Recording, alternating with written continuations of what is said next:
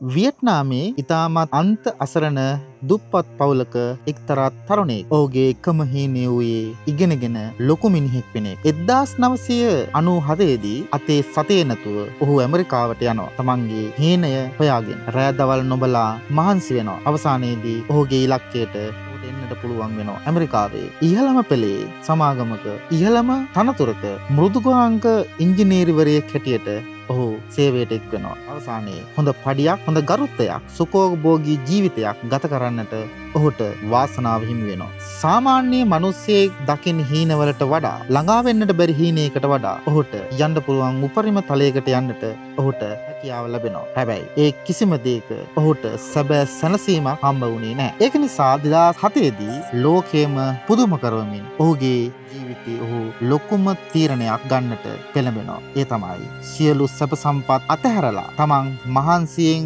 ලං කරගන්නට යෙදුණු ඉංජිනේරු වෘත්තියක් අතහැරලා ඔහු අවසානයේ භික්ෂුවක් වෙන්නට තීරණය කරනවා. ඒ තමයි පූජ්‍ය පඥාකාර ස්වාමින් වහන්සේ. උන්වහන්සේයින් පස්සේ ලෝකයට කියන්නට හදන්නේ එකම දෙයක්. සැබෑ සැනසීම තියෙන්නේ භෞතික සම්පත් වල නෙවෙයි. තමන්ගේ ආධ්‍යාත්මයේ පවතින තමන්ගේ සිත තුළ කියන පණිවිඩය. ඒ සත්‍ය වෙනුවෙන් උන්වහන්සේ ආරම්භ කරනවා අසාමාන්‍ය ගමනක්. සතපුන් 2300ක් දිග පාගමනක්. 2025 ඔක්තෝබර් මාස 26 වෙනිදා ටෙක්සාස් ප්‍රාන්තයේදී ආරම්භ වූ මේ ගමන 2026 පෙබරවාරි 10 වෙනිදා වොෂින්ටන් DC නුවරදී අවසන් වෙනවා. නමුත් මේක සාමාන්‍ය ගමනක් නෙවෙයි. කිසිදු මුදලක් අතින් අල්ලන්නේ නැතුව, කිසිවෙකු සමග කතා කරන්නේ නැතුව, ආර්ය නිහඬතාවයේ රකිමින් එක් එක් පියවරක් ප්‍රාර්ථනාවක් වෙලා, එක් එක් හුස්මක් භාවනාවක් වෙලා, සීතලට, අවුවට, වැස්සට උන්වහන්සේගේ උත්තරීතර අරමුණට බාධාවක් වෙන්නට